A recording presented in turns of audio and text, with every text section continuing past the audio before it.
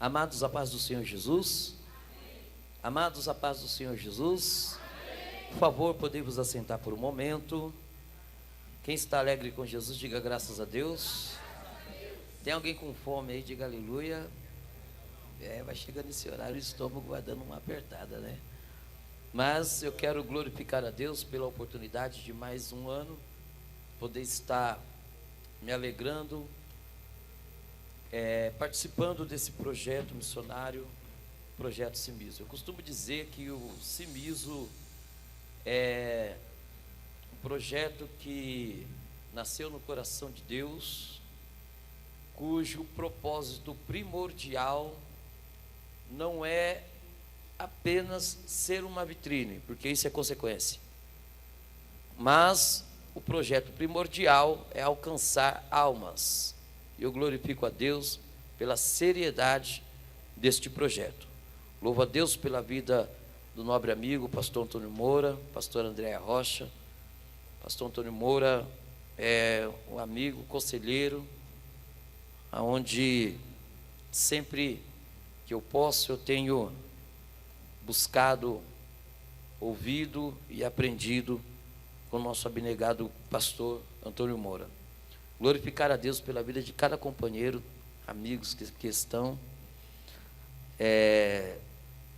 Talvez eu esqueça alguns nomes, mas pastor Rogério, Jeremias, Deus abençoe. Pastor David, satisfação, uma honra revê-lo. Apóstolo Wagner, satisfação, uma honra revê-lo. Deus abençoe, cantora Dalma. Pastor Geilson, meu amigo, Deus abençoe. Cada pastor, os pastores que nos antecederam aqui, eu digo isso todo ano que a gente traz uma porção da palavra de Deus, eu digo isso com o coração, com a alma. Eu aprendo com os senhores. Cada pastor, cada amigo, cada ministro aqui, eu aprendo com os senhores. Eu vou revelar algo aqui muito forte. Acaba o congresso e eu passo às vezes a semana assistindo cada pregador em casa, de verdade, diante do Espírito Santo de Deus, porque eu aprendo com os senhores. Então, Deus abençoe a vida de cada pastor, cada amigo, cada companheiro nesta tarde. Deus abençoe a vida da minha amiga missionária Érica, que está ali. Eu mando saudações também para os meus pastores, meus familiares que estão me acompanhando, não puderam estar, porque daqui a algumas horas nós temos um casamento de uma das minhas irmãs, então está uma correria muito grande. Louvo a Deus também pela vida da minha esposa, que não pôde estar, está cuidando ali do nosso Enzo. Mas enfim, Deus abençoe a todos em nome de Jesus. Amados, por favor, quero ser bem sucinto aqui nas minhas palavras. Eu preciso mandar uma saudação também para o Felipe. Ele me mandou mensagem aqui, falou que está nos acompanhando lá. O Anderson, pastora, esqueci o nome da pastora Cida, estão nos acompanhando ali também. Amados, por favor, todos que trouxeram o seu exemplar bíblico, acompanhe-me numa leitura que está aqui na carta de Paulo aos Romanos. Carta de Paulo aos Romanos, capítulo 1, e o seu versículo 16. Pastor Daniel Flores, também que nos antecedeu aqui, é um amigo. Deus abençoe. Mandar uma saudação também para os nossos irmãos lá da Baixada Santista, não puderam estar nesta ocasião. Pastor José Erivaldo, pastor Dina Hernandes. Carta de Paulo aos Romanos, capítulo 1, versículo 16. Quem encontrou, diga amém. Quem encontrou, diga amém. Diz a palavra do Senhor: porque não me envergonho do evangelho de Cristo, pois é poder de Deus para a salvação de todo aquele que crê, primeiro do judeu e também do grego. Apenas a parte A do versículo 16. porque não me envergonho do evangelho de Cristo, pois é poder de... Por favor, podem tomar os vossos assentos. Amados e queridos irmãos, nós estamos aqui diante de um texto muito conhecido, cuja autoria é atribuída ao apóstolo Paulo. Há quem diga que essa carta, ou essa epístola aos Romanos, é uma das suas cartas mais profundas, uma das suas cartas mais teológica. E nós precisamos ressaltar aqui que, embora a carta aos Romanos é de autoria do apóstolo Paulo, porém, não é o mesmo que escreveu a carta. Ele é autor, mas não é ele quem escreve a carta aos Romanos.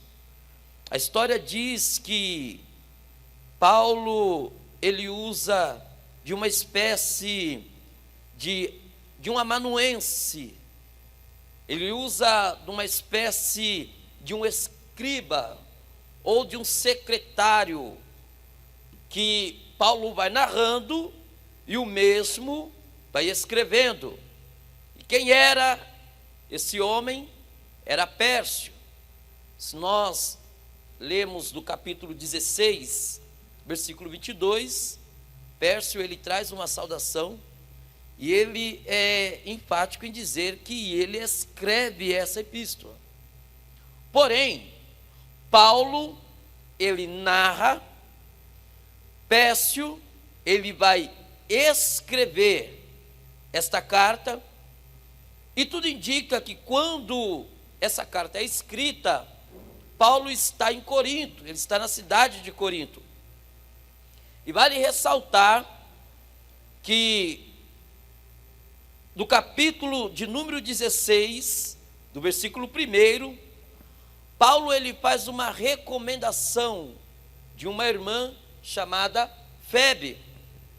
Febe, possivelmente, ela é responsável, ela está incumbida de receber esta carta, porque a mesma, ela serve na cidade de Cencreia, e possivelmente ela recebe a carta, leva ao pastor da igreja que está em Roma, e o mesmo vai lecionar, ou ministrar, ou pregar sobre essa carta de Paulo. Porém, nós precisamos entender que isso é obra missionária, porque ninguém faz missões sozinho, ou seja, ninguém faz nada sozinho. A obra de Deus, no seu contexto em geral, ela é uma unidade.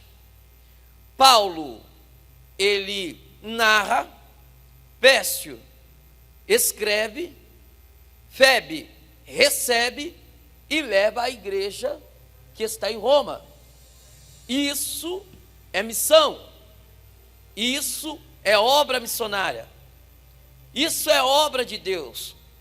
É bem verdade que nós fazemos a composição do corpo de Cristo, e cada um é usado de uma forma diferente. Cada um tem uma funcionalidade na obra de Deus. Cada um tem o seu papel. Porém, todos são úteis para o reino dos céus. Eu vou repetir. Todos são úteis na obra de Deus. Todos são úteis quando se trata da obra missionária. Eu tenho a plena certeza que isso já foi citado aqui, mas vale ressaltar que a obra missionária, quando nós falamos do campo, nós sabemos que a obra missionária ela é feita com os pés daqueles que vão, com os joelhos daqueles que oram e com as mãos daqueles que semeiam. Então, nessa manhã, não tem como você olhar para você e dizer: eu sou um coitadinho, eu não posso, eu não sei, eu não sirvo. Aleluia. Deus não nos chamou para sermos inúteis. Deus não nos chamou para termos uma vida de casa para a igreja, da igreja para casa, de casa para a igreja, da igreja para casa. Deus te chamou para ser um missionário.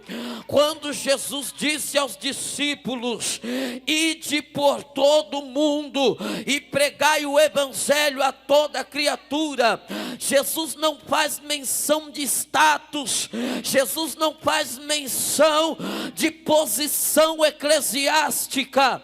Jesus disse: ide, aleluia, ide por todo mundo, aleluia. Se você não pode atravessar o continente, aleluia, evangeliza o seu vizinho, o seu filho, o seu esposo.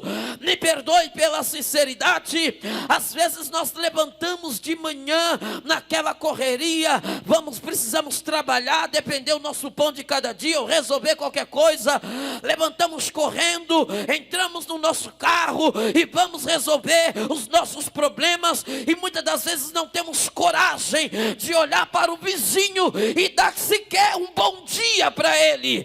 Não temos a coragem de olhar, aleluia, para quem está do nosso lado e dizer para ele: Jesus te ama. Sendo que a obra missionária, ela não começa de fora para dentro, mas ela começa de dentro para fora. Nesta manhã, Deus está dizendo para cada um de nós: você é útil na obra do Senhor, você é útil na obra missionária. Agora nós somos especialistas em dar desculpas para não fazermos. Nós somos especialistas em dar desculpas para fugir do nosso chamado. Jeremias, quando foi chamado, ele disse: eu sou uma criança, não posso, ai de mim, eu sou pequeno, não sei falar. Isaías vai dizer: eu habito no meio do povo de impuros lábios, quem sou eu? Não posso ir. Mas Deus diz: isso não é problema, Isaías. Deus permite que o anjo vai lá no altar, tira uma brasa do altar, purifica os lábios de Isaías, está resolvido o problema. Jeremias, eu não sei falar, fica tranquilo, Jeremias, porque aonde eu te mandar tu ir, tu vai, e não é você que vai falar, Jeremias, eu vou colocar a palavra na sua boca. Então cutuca essa pessoa que está do seu lado e diga para ele: acabou a desculpa. Fala para ela: acabou a desculpa. Toca nele com educação e carinho e diga: você é útil para a obra missionária. Ninguém faz a obra sozinho. Quem pode adorar? Quem ainda tem ânimo para dar 3 glórias bem bonito para o homem das mãos furadas? Elabarai show de calabácia. Aleluia. Meus irmãos, acredita-se que a igreja que está em Roma, a qual o apóstolo Paulo ele vai destinar essa epístola, não foi fundada pelo apóstolo Paulo. A tese mais coerente diz, Dr. Wagner, que a igreja de Roma, ela foi fundada possivelmente por um dos irmãos estrangeiros que estavam em Jerusalém, na ocasião, meu nobre pastor, de Atos do capítulo 2, no dia de Pentecostes, onde a cidade está tomada de judeus, de estrangeiros que vieram de toda a parte do mundo para adorar em Jerusalém. Interessante que são 120 crentes que estão orando, que estão buscando o cumprimento da promessa. Promessa essa que aproximadamente 900 anos atrás, Deus vai falar por intermédio do profeta Joel, aleluia, acerca do derramamento do Espírito Santo na sua totalidade sobre toda a carne. E são 120 crentes que estão orando, quando de repente veio do céu como o som de um vento veemente. E o interessante é que o texto vai dizer que não encheu apenas os crentes que ali estavam, mas encheu toda a casa. Permita-me conjecturar, senhores, senhoras, igreja do Senhor, sem ferir a originalidade do texto, permita-me conjecturar que quando Lucas está dizendo que encheu toda a casa e todos que estavam assentados, eu quero entender e conjecturar aqui com toda a responsabilidade que a atmosfera, o ambiente daquele lugar em si se tornou outro. Era como se um pedaço do céu tomasse conta daquele lugar. Aleluia. Porque aonde o Espírito Santo ele tem liberdade, a atmosfera é outra. Quem busca uma vida de intimidade com Deus entende o que eu estou querendo dizer, nobre pastor Antônio Moura. Tem lugar que você chega e você sente que a atmosfera é outra. Aleluia. Você sente que o ambiente é outro. É como se você estivesse num pedacinho do céu. Aí vai arder aquela saudade do céu. Aleluia. Aí a gente pergunta: como eu posso ter saudade do céu se eu nunca fui lá? Aleluia. Essa saudade do céu que arde dentro de nós é porque nós não somos composto apenas de elementos de baixo. Dentro de nós existe um elemento de lá. E todas as vezes que você ora, todas as vezes que você fala com Deus, todas as vezes que você enaltece o nome de Deus, o que há dentro de nós, Ele está dizendo: vontade de voltar para casa, é vontade de voltar. Meus irmãos, me perdoe pela sinceridade, eu aprendi com o pastor Antônio Moura: se falar do céu não der saudade em nós, se falar do céu não mexer no nosso espírito, nós estamos indo para qualquer lugar, menos para lá. Então deixa eu ver quem está se preparando para ir embora.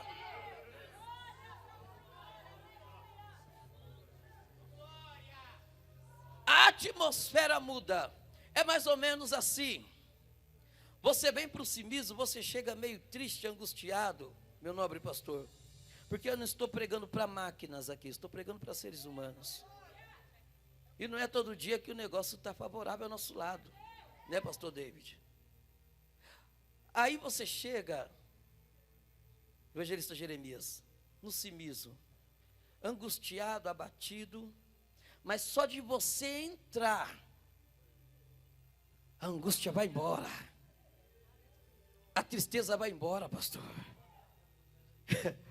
Você não precisa nem ser mencionado, não precisa ter oportunidade, não, só de você entrar, porque o clima espiritual, a atmosfera é outra. Aí encheu toda a casa e todos que estão assentados. Houve um barulho tão estrondante, porque a cidade toda está tomada de pessoas. A cidade está em festa, e eu nunca vi festa que não tem barulho.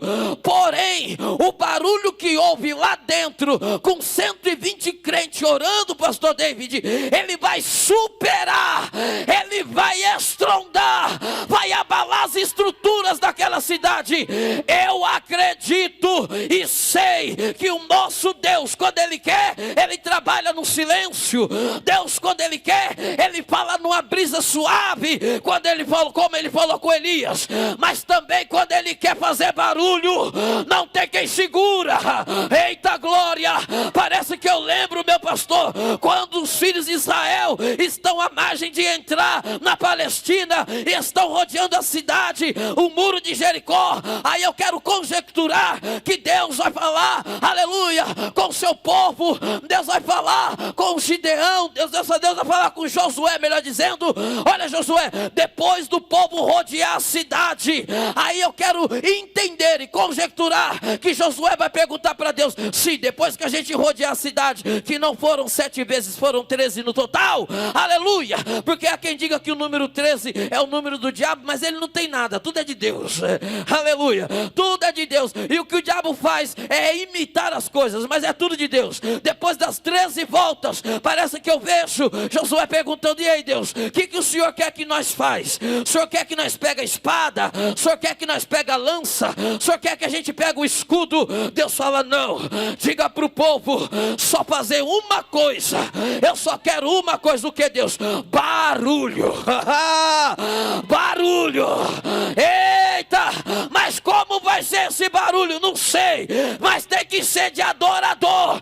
Se tem uma coisa que o crente pentecostal sabe fazer, é barulho de adorador. Quem passa na rua pensa que o ginásio está lotado. Não, mas só tem 120 adorador aqui. Cadê quem vai fazer barulho de adorador?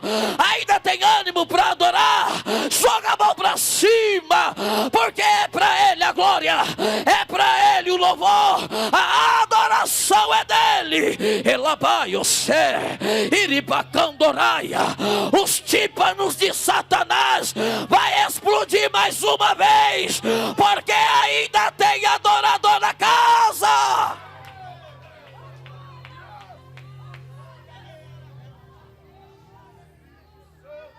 E não tem como falar da obra missionária sem olhar para Atos 2. Não tem, meu pastor. Porque o Espírito Santo, ele vai dar uma capacitação para aqueles crentes que foram cheios, meu nobre pastor, para falar em outros idiomas dos estrangeiros que estavam na cidade.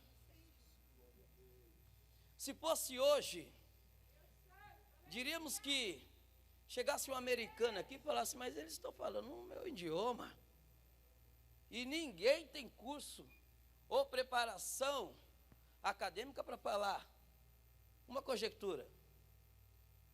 Chega um japonês aqui e fala: eu estou entendendo o que eles estão falando. E quando os mesmos voltam para os seus países, eles já voltam cheios. Agora, o interessante é que quando acontece esse fenômeno, já vou concluir aqui, alguns vêm até a porta do cenáculo, meu apóstolo. E quando eles olham a característica daqueles homens, meu pastor, que estão cheios do Espírito Santo, eles vão dizer assim: está embriagado. Porque existem aqueles que só vêm até a porta, eles não querem entrar. E quando alguém vem até a porta, ele só vem para criticar. Ele começa a olhar e fala assim: mas para que gritar desse jeito? Deus é surdo. Para que pular desse jeito? Aleluia. Tem tanta gente na porta, olhando para dentro e dizendo assim: vixe, não vai dar em nada. Aí Pedro, agora cheio do Espírito Santo, não é mais aquele Pedro bruto, porque o crente cheio do Espírito Santo, ele sabe como confrontar. E não é na rede social falando mal, brigando. E não é olhando e dizendo assim: eu vou lá e vou tirar a satisfação agora.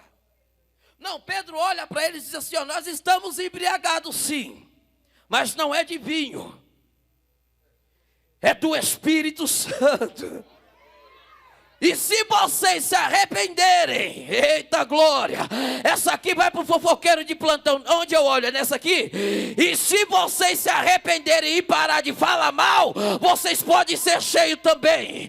Se arrepender e parar de fofocar, vocês podem ser cheios também. Ninguém aqui está embriagado de vinho, mas é do Espírito Santo. Se você resolver sair da porta e entrar, Deus vai te encher também. E se crer, pode receber agora.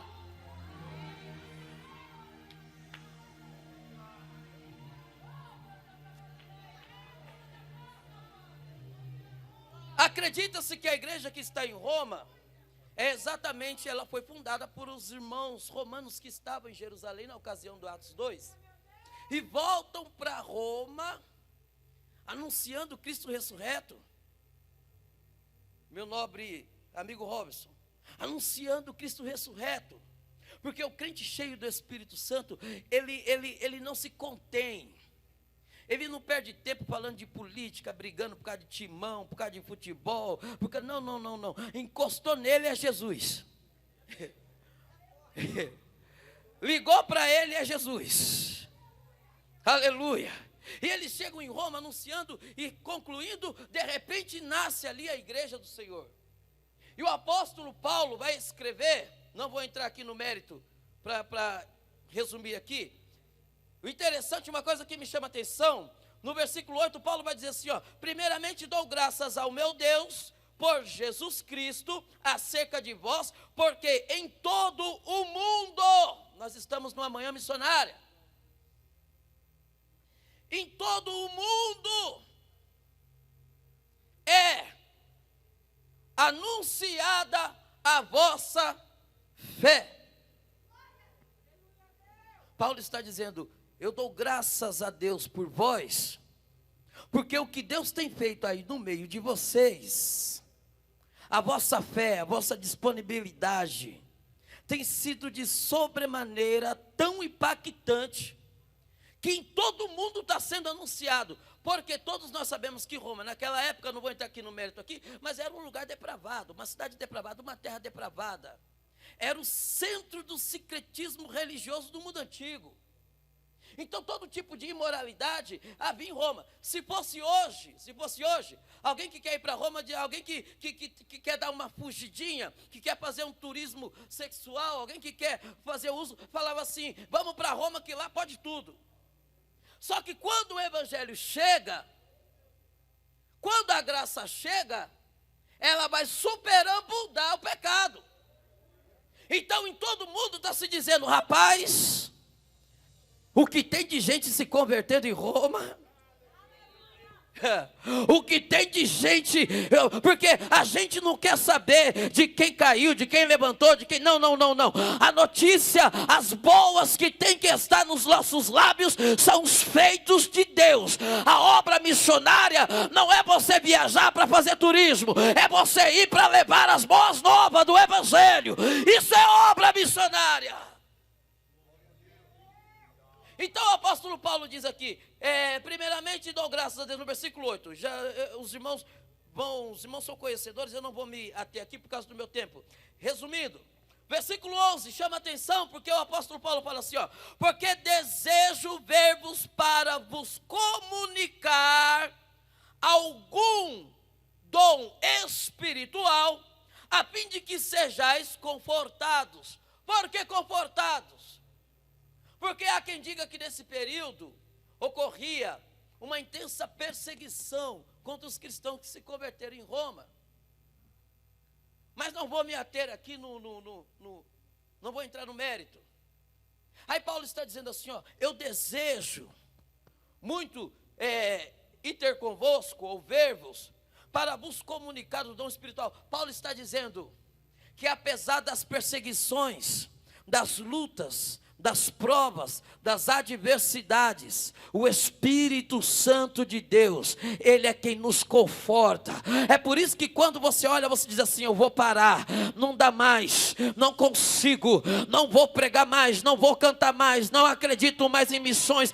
Aí de repente, algo arde dentro do seu coração e diz, não posso, não consigo. É o Espírito Santo te consolando por intermédio dos dons espirituais. É quando você chega na igreja, você está quebrado, mais quebrado que arroz de terceiro, mas só simplesmente o fato de você falar em línguas estranhas, você esquece do problema. Só de você dar aquele brado, aquela adoração maravilhosa, isso te conforta. É isso que o apóstolo Paulo está querendo dizer. A última referência para me concluir, no 13, ele diz assim, não quero, porém, irmãos, que ignoreis que muitas vezes propus ir ter convosco, mas até agora tenho sido impedido, para também ter entre vós algum fruto, como também entre os demais gentios. Vale ressaltar que quando Paulo diz que ele está sendo impedido, não é pelo diabo. Não é o diabo que está amarrando Paulo.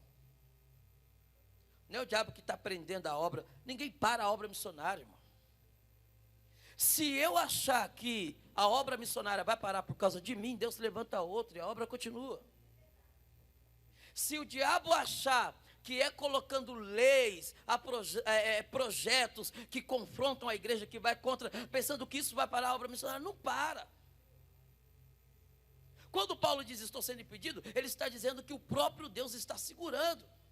Era como se Deus estivesse dizendo: Paulo, eu sei que está no teu coração, mas ainda não é o tempo, não é a hora. Por quê? Paulo, ele quer nos fazer entender que quando nós falamos de obra missionária, não é sobre aonde eu quero ir, a hora que eu quero ir, o local que eu quero estar. Me perdoe pela sinceridade, meus irmãos, mas tem gente que pensa que a obra missionária é luxar. Se for para ir para a quebrada, não dá. Mas chama para uma grande metrópolis para ver. Se for para ir, me perdoe pela sinceridade, para as biqueiras, não vai. Mas chama para ir para os maiores congressos para ver. Só que a obra missionária não é sobre quando eu quero e aonde eu quero ir. E por que Deus está segurando Paulo? Porque Deus tem um propósito. Eu quero concluir aqui. Quando eu falo disso, eu me recordo, alguns anos atrás, quando eu vim aqui, sentei lá naquela última cadeira, lá atrás. Ali está o pastor Paulo Batista, meu amigo, e ele sabe do que eu vou dizer. E eu sentado lá atrás, eu olhava para cá, o coração ardia, eu dizia: Deus, eu queria pelo menos só sentar naquela tribuna. Muitos anos atrás, eu vou dizer aí, meado de 2015, 16, e eu lá atrás, já evangelista, já ministrava. Aí eu lembro que um dia Deus usou uma senhora, falou para mim assim: ó, vou eu te honrar, vou te colocar lá em cima. Mas é no meu tempo, na minha hora e do meu jeito. Aí passou 16, nada, passou 17, nada. Aí um belo dia, meu amigo pastor Paulo Batista está ali para fora, ele falou para mim: nós vamos almoçar, vamos comigo? Falei: pastor, vamos. Chamou para comer, né, irmãos? Aí ele falou para mim assim: ó, coloca um terno, vai social. Falei: oxe, pastor, eu vou comer com a boca, não é com terno não, mas manda quem pode, obedece quem tem juízo. Aí coloca o terno, coloca a gravata e viemos almoçar aqui, em Suzano. Quando chegar lá, quem está lá também? Pastor Antônio Moura. Almoçamos, falamos de Deus, falamos de Jesus. Se não me falha a memória, 4 anos atrás. De repente, pastor Antônio Moura olha para mim e falou assim: ó, Deus me manda te dizer que esse ano o senhor vai estar num Cimiso e trazendo uma palavra. Agora, por que Deus, todo esse tempo, Deus está provando, Deus, eu queria estar lá, Deus, eu queria, sabe por quê, meus irmãos? Que é para a gente aprender a valorizar esse momento aqui, ó. Me perdoe pela sinceridade, eu vou falar de mim. Tem muita gente que senta lá atrás, que prega melhor do que o evangelista Washington, que tem mais conhecimento, que tem mais formação, às vezes tem mais dinâmica. Mas para chegar aqui, Deus muitas das vezes ele impede, ele segura para quando você chegar aqui, você valorizar.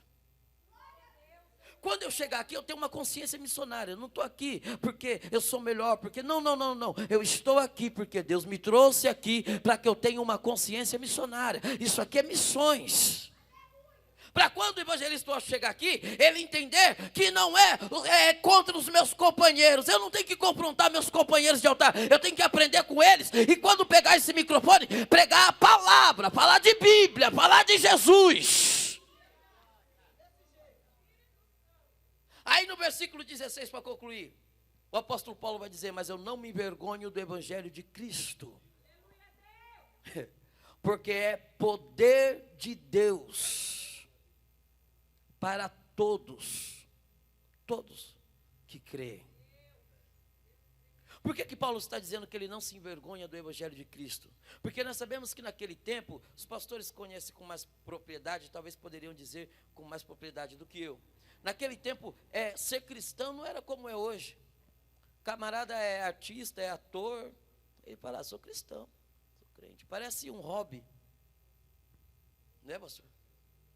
Hoje qualquer um fala assim, eu sou gospel, eu sou cristão, sou crente, eu vou na igreja hoje. Mas naquele tempo era uma aberração para aqueles que acreditavam no cristianismo, seguiam o cristianismo. Para ser um cristão naquele tempo, alguém olhava assim, isso não vai muito longe não, meus irmãos. Se nós voltarmos aí aproximadamente, vamos dizer aí, uns 25, 26, 27 anos atrás, você falava que era crente, muita gente ainda zombava de você, ria. Tinha gente que tinha vergonha de carregar a Bíblia para ir para a igreja, para não ser zombado. Só que o apóstolo Paulo está dizendo assim, eu tenho honra, eu me sinto honrado, eu tenho prazer no Evangelho de Cristo. Por quê? O Evangelho de Cristo é poder de Deus. Deixa eu concluir aqui. Aí, eu pergunto uma coisa, que poder é esse que eu recebo, que não me leva a se compadecer das almas que estão sofrendo lá fora? Se eu vivo o Evangelho, se o Evangelho entrou em mim, diz um pastor muito conhecido, que às vezes a pessoa entrou no Evangelho, mas o Evangelho não entrou nele, não é assim? Se o Evangelho de Cristo está inserido dentro da minha alma, e ele é poder de Deus, é poder para quê? Só para eu falar em línguas? Só para eu bater o pé, bater a mão, cortar cana? Só para eu correr? Não, o poder é poder de Deus para resgatar, para salvar, para libertar, para quebrar correntes. Aleluia. Jesus lá no Evangelho de segundo escreveu Lucas, ele entra na sinagoga e ele começa a dizer assim, ele começa a dizer exatamente o que Isaías profetizou lá no capítulo 61, se não me falha a memória. Ele vai dizer, o Espírito do Senhor Jeová está sobre mim. E ele me ungiu, para quê? Para viver de casa para a igreja, da igreja para casa, de casa para a igreja, da igreja para casa? Não. Para pregar liberdade aos cativos. Restauração de visão aos cegos. O Evangelho que não mata a fome do faminto. O Evangelho que não abraça o morador de rua. O Evangelho que não traz libertação para aquele que está acorrentado no vício. Me perdoe pela sinceridade, não é o Evangelho de Cristo. Porque o Evangelho de Cristo, Paulo falou, é poder de Deus. Eu sei que tem muitos aqui que talvez outrora, quem olhava dizia assim, esse aí vai morrer assim, é todo torto, é todo perdido. Mas o Evangelho de Cristo te alcançou, evidentemente, pela obra missionária. Alguém foi lá, alguém anunciou, alguém chegou, e esse Evangelho entrou na sua vida, e te colocou hoje aqui, sentado entre os príncipes, todo de terninho, gravatinha, sapatinho. Aí Jesus disse, não é só isso, alguém precisa ser alcançado lá fora. E é esse poder que o Evangelho nos proporciona. E você está munido desse poder. Você tem esse poder. E a obra missionária é isso. Eu ainda sou menino, irmãos. Reconheça a minha pequenez, estou começando. Tenho aproximadamente 22 anos como evangelista. Aproximadamente 26 anos pregando a palavra do Senhor. E a gente vai aprendendo, e estou aprendendo ainda. Mas eu senti na pele um pouco o que é a obra missionária, quando eu fui para o campo. de viajar 3 horas dentro de um ônibus muito antigo que tinha aqui, que fazia ali a Litoral. Quem conhece, eu acredito que os pastores que são daqui conhecem. O senhor lembra do Samavisa Litoral? Muitos anos atrás. Samavisa Litoral. De eu pegar esse ônibus para ir pregar a palavra do Senhor 3 horas. Não tinha ar-condicionado, não tinha nada. 3 horas, com fome, com sede. Cada parada dava vontade de comer, mas não tinha recurso. Não tinha dinheiro. Aí eu ia lá no banheirinho do fundo. Quando você aperta aquela água lá, sai mais quente que aquilo lá dá para despelar um porco. Desculpa o exagero. Né? E eu pegar aquela água, colocar na boca assim, e cuspir, para poder aliviar, para poder chegar no destino, porque estava só com a passagem de ida. Isso, eu estou falando de algo superficial. E se eu não pensar nos missionários que estão lá, que não é só isso, que muitas das vezes eles estão anunciando que Jesus é o pão da vida, mas muitas das vezes eles não sabem o que vão comer daqui a pouco.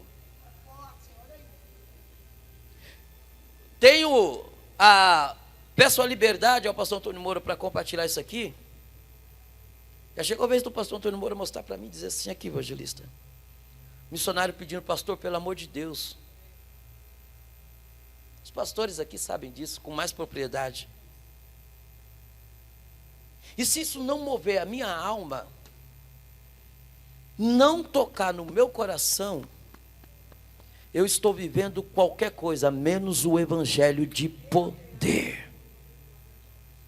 E para encerrar aqui essa tarde, eu quero convidar você que acredita, você que sente dentro do teu coração a chama missionária. Por quê?